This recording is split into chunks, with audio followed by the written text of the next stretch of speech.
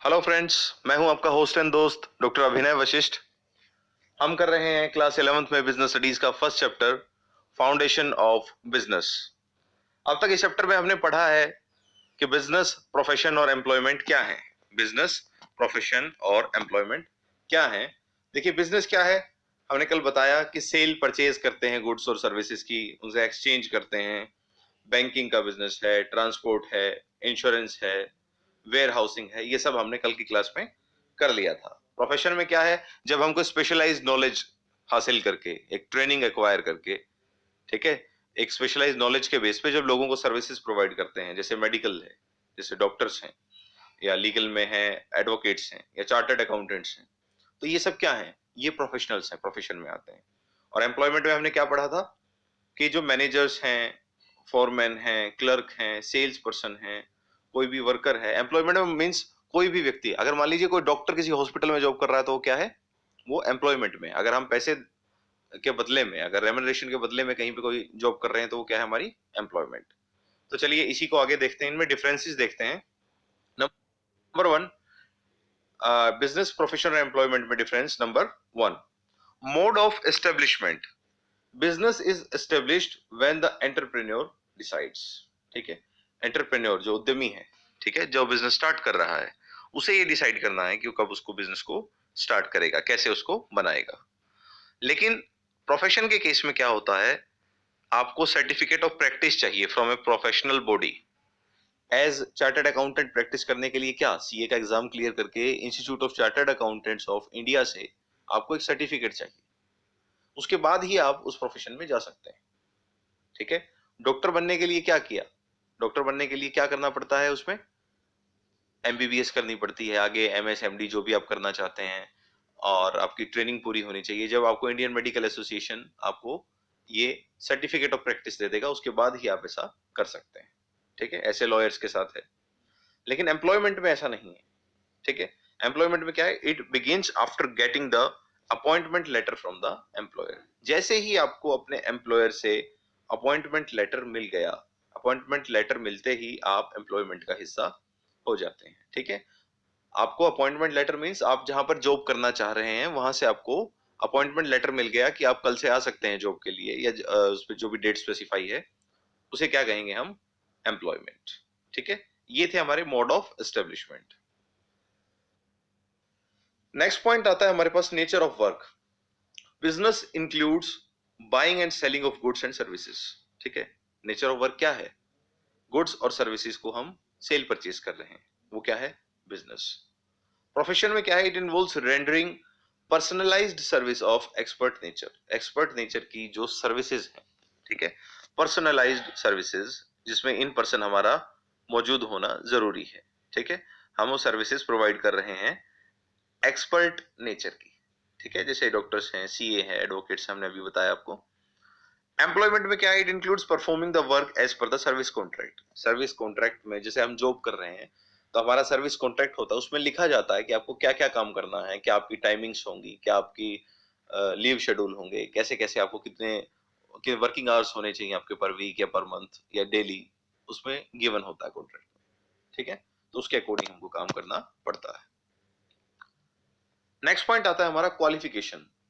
No minimum qualification is required for business. Business के लिए कोई भी मिनिमम क्वालिफिकेशन की जरूरत नहीं पड़ती। धीरू भाई अंबानी नाम सुना होगा, रिलायंस इंडस्ट्रीज उन्होंने बनाई, मुकेश अंबानी और अनिल अंबानी के फादर।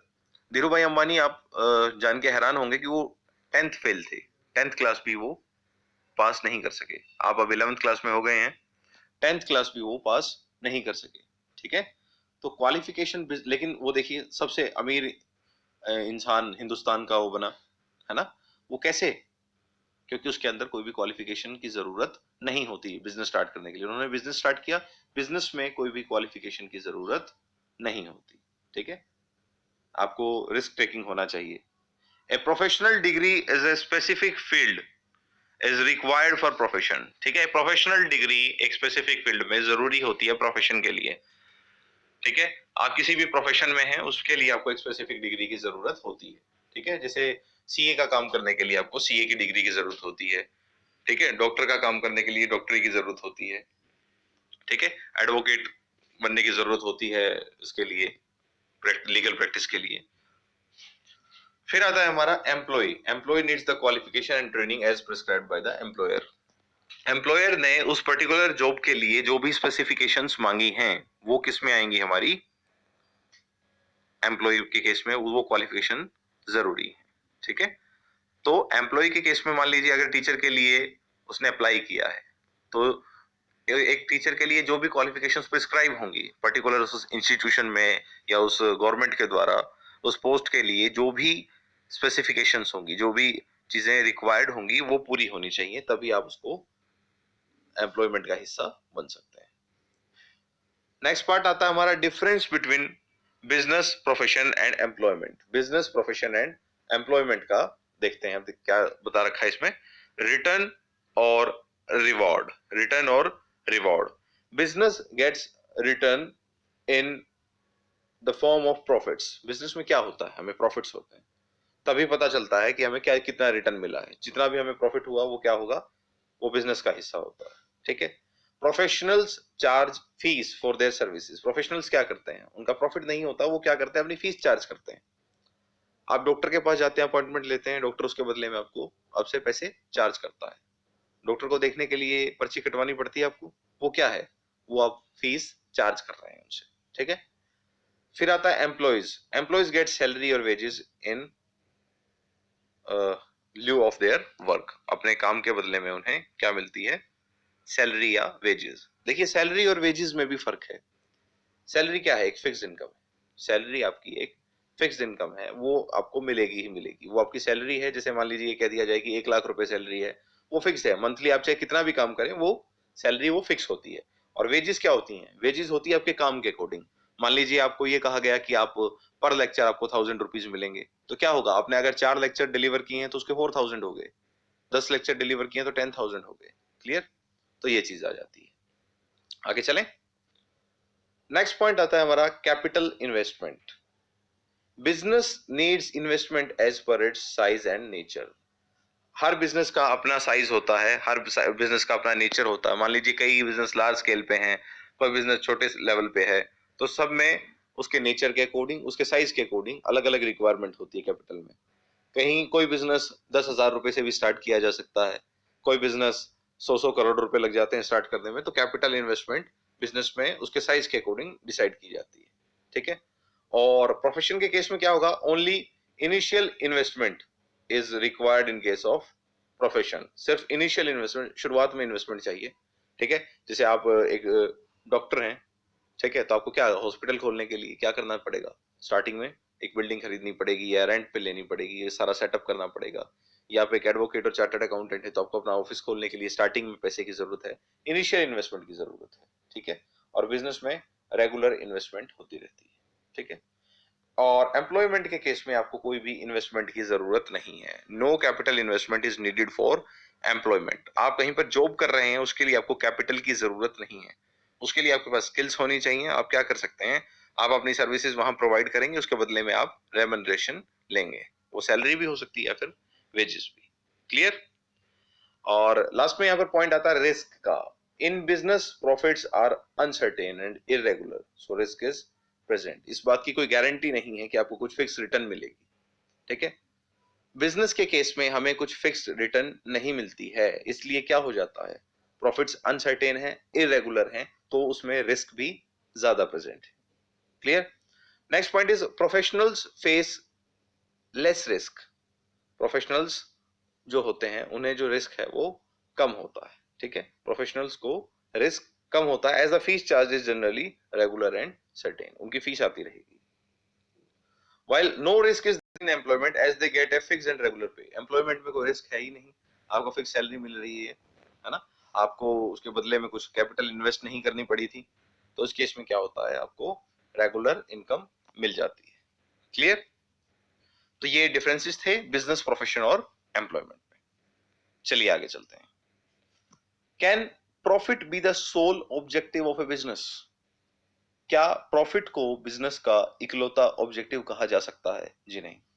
लेमन से, लेमन आम आदमी की भाषा में देखा जाए तो lemon say that business is carried on for profit only.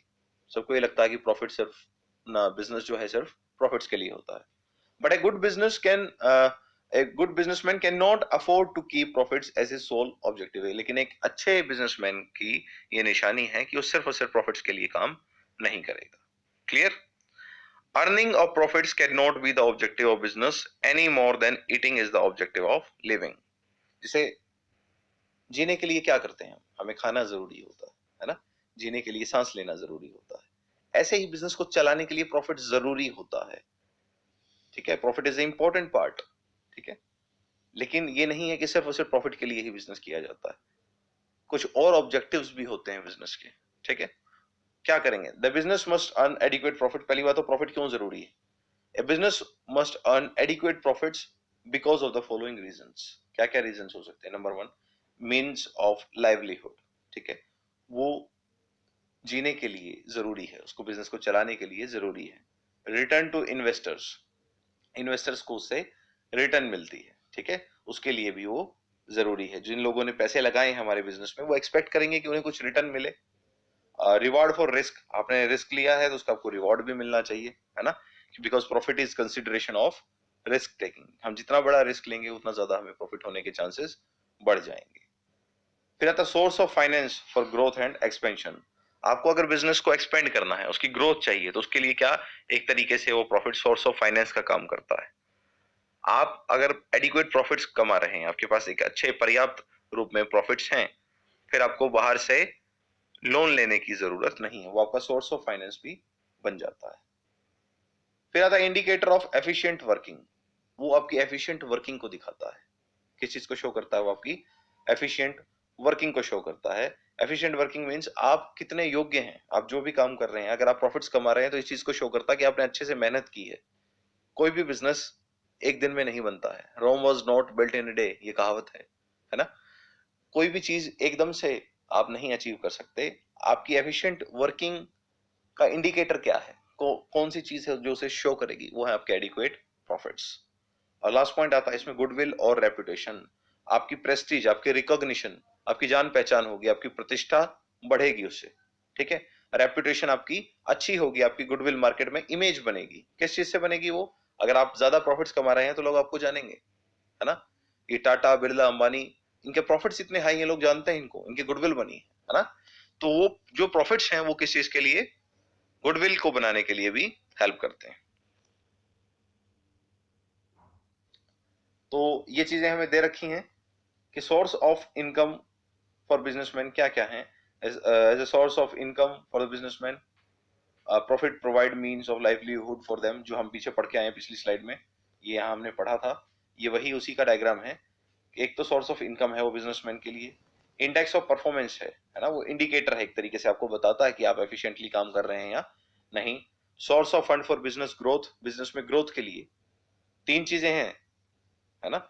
एक तो सर्वाइवल है, ठीक है, सर्वाइवल के साथ साथ क्या है? ग्रोथ है। ठीक है, और ग्रोथ के बाद क्या है? एक्सपेंशन है। ठीक है, आप सर्वाइव कर सकें, ठीक है, पहले तो सर्वाइव हो, आप किसी तरीके से बने रह सकें उस बिजनेस में। ठीक है, फिर ग्रोथ हो, आप थोड़ा सा अच्छे प्रॉफिट्स हो रहे हैं आपको, है ना। सर्वाइवल के बाद आपको अच्छे प्रॉफिट्स हो रहे हैं, आप ग्रोथ कर सकते हैं। और एक्सपेंशन में आप उसको डाइवर्सिफाई भी कर सकते हैं, डाइवर्सिफिकेशन कह सकते हैं। आप नए नए प्रोडक्ट्स लॉन्च कर सकते हैं और अपने बिजनेस को बढ़ा सकते हैं। और ये रिस्क टेकिंग का आपके पास रिवॉर्ड है। क्लियर? लास्ट में आता है आपके पास टाइप्स ऑफ बिजनेस एक्टिविटीज। तीन तरह के ऑब्जेक्टिव्स हैं बिजनेस के। क्यों की जाती है बिजनेस एक्टिविटी? एक तो इकोनॉमिक ऑब्जेक्टिव्स हैं कि आप पैसे कमाएं, कस्टमर आपके पास बने, ठीक है, इनोवेशन मतलब नई नई टेक्निक्स आप लेके आए और रिसोर्सेज को ठीक से यूटिलाइज करें। और सोशल ऑब्जेक्टिव्स क्या हैं? आप अच्छे क्वालिटी के प्रोडक्ट्स लोगों को प्रोवाइड करें, ठीक है, उन्हें जनरेशन ऑफ एम्प्लॉयमेंट, रोजगार के साधन प्रोवाइड करें, ठीक है। फेयर ट्रेड प्रैक्टिसेस मींस उस चीजों में कोई मिलावट ना हो और अच्छी चीजें आप प्रोवाइड करें। और प्रोटेक्शन ऑफ एम्प्लॉयमेंट, लोगों को की रोजगार को प्रोटेक्शन दें कि हम आपको बिजनेस में रखेंगे, आपको निकालेंगे नहीं एम्प्लॉयमेंट से, ठीक है।